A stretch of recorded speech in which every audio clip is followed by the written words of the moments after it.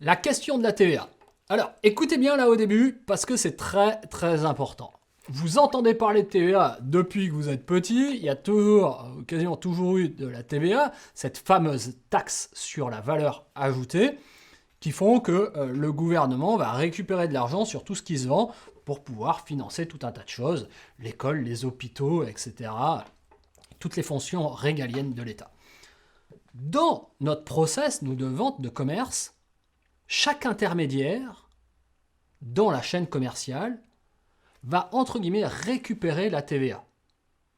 Et à la fin, le client final, quand vous achetez dans un magasin, par exemple, c'est vous qui allez payer cette TVA, qui allez supporter la totalité de cette taxe. Donc c'est le consommateur à la fin qui paye. Donc ça, c'est très important par rapport à la TVA. C'est toujours le client final qui paye la TVA.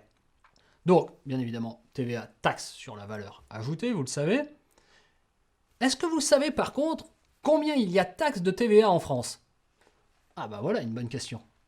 À votre avis, combien il y a de taux différents de TVA en France? Je vous laisse réfléchir un instant.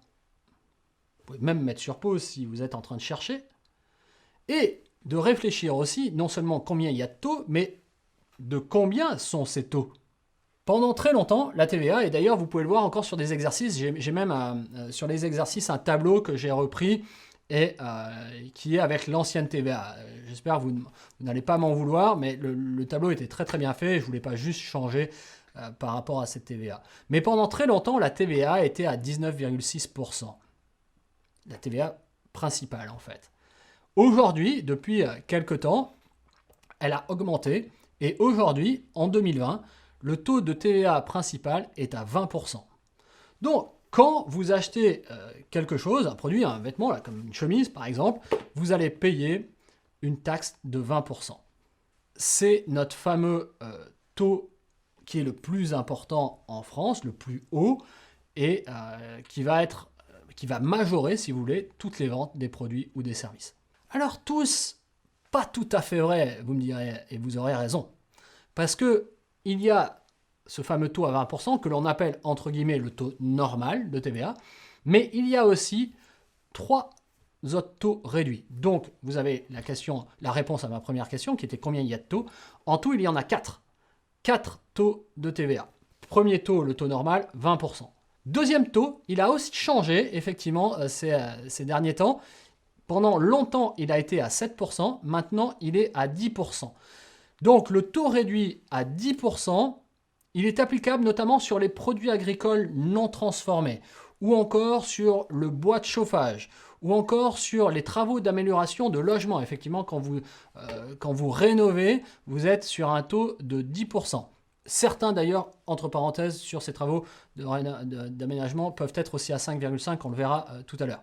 Mais certaines prestations de camping, de logement sont à 10%. Les foires et les salons, les jeux, les manèges forains sont à 10%. L'entrée au musée peut être à 10% ou à certains monuments. Et en fait, celui qui nous concerne le plus à 10%, c'est notamment dans la restauration en emporté où vous avez un taux qui s'applique à 10%. Maintenant, vous avez un autre taux réduit qui est à 5,5%, qui lui n'a pas bougé depuis plusieurs années. Il concerne quoi? Ce taux à 5,5%, vous avez peut-être déjà la réponse. En fait, il concerne toutes les denrées alimentaires, tous les produits alimentaires. Quand vous allez au supermarché faire vos courses, vous êtes taxé non pas à 10, non pas à 20, mais à 5,5%. Donc la plupart des produits alimentaires sont taxés à 5,5%. Mais aussi les protections hygiéniques pour femmes, par exemple, ou les équipements et services pour handicapés sont à 5,5%. Les livres sur tout support sont à 5,5%. Abonnement au gaz, électricité, fournisseur de chaleur, d'énergie renouvelable, tout ça, c'est 5,5%. Je vous laisserai découvrir en dessous la liste complète. Il y en a beaucoup, je ne vais pas tout énumérer, mais le plus gros là-dedans, c'est les courses alimentaires, c'est l'alimentaire qui est à 5,5%. Attention, encore une fois, la différence entre la vente à emporter qui va être taxée à 10% et quand vous allez aller au supermarché, ça va être taxé à 5,5%. Taux à 20%, le taux normal. Premier taux réduit à 10%, deuxième taux réduit à 5,5%, on vient de voir. Il nous reste un dernier taux réduit qui est beaucoup moins connu, certains peut-être le connaissent déjà, c'est un taux à 2,1%. Est-ce que vous avez une idée de ce qu'il y a dans ce taux à 2,1%? Le gros truc là, enfin il y a 2-3 gros trucs là-dedans, mais c'est notamment les médicaments réservés à la sécurité sociale qui sont remboursés par la remboursés par la sécurité sociale. Ils bénéficient d'une TVA réduite et donc le taux est à 2,1%. Mais il y a aussi, avant il y avait la redevance télé, maintenant elle tend à disparaître. Beaucoup de spectacles aussi, de publications de presse sont à 2,1% et notamment les premières places vendues sur un spectacle sont à 2,1%. Il y a quelques petits trucs comme ça où on est sur un taux de TVA super réduit, ce qu'on appelle ce taux particulier, qui est donc à 2,1%. Vous connaissez tous les taux, on les répète, taux normal 20%, taux réduit 10%, taux réduit à 5,5% et le taux particulier qui est à 2,1%. Comme évoqué, comme je vous le disais, effectivement, la TVA est un impôt, est une taxe sur la valeur ajoutée.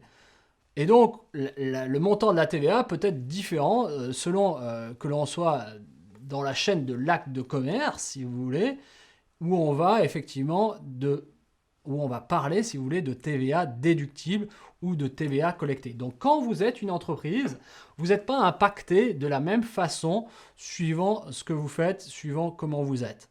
Encore une fois, celui qui va payer la TVA à la fin, c'est le consommateur final, qui lui va payer l'entièreté de la TVA. Donc pour faire un petit point quand même là-dessus, la TVA collectée est la taxe que le commerçant collecte pour l'État, donc il la ramasse. C'est ce qu'il reçoit, donc qu'il encaisse en fait, si vous voulez. La TVA collectée est liée aux ventes, donc aux consommateurs. Et l'entreprise va collecter cette taxe, au fond, pour l'État. La TVA maintenant déductible, la TVA déductible, c'est le montant de la taxe que le commerçant déduira du montant de la TVA qu'il a collectée. Et donc, il va avoir cette différence entre TVA déductible et TVA collectée. Vous allez voir en dessous de la vidéo, il y a un petit schéma qui est pas mal fait. Donc TVA déductible, TVA collectée, fournisseur, commerçant, consommateur. Voir un petit peu comment ça se passe. Et aussi avec un exemple.